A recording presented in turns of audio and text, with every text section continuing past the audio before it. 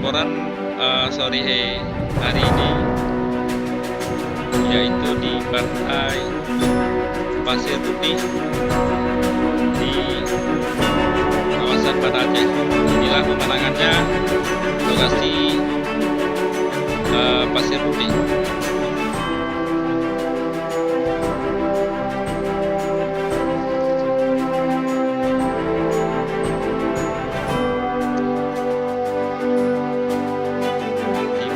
Ada juga pohon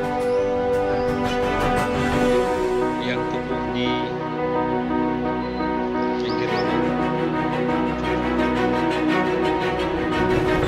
Dan suasananya dan pemandangannya sangat indah.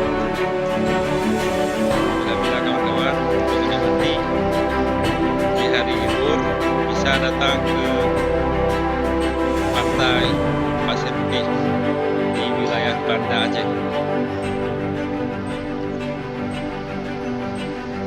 Inilah salah satu pengunjung yang hadir di wisata Pasir Putih. Inilah tempat-tempatnya dan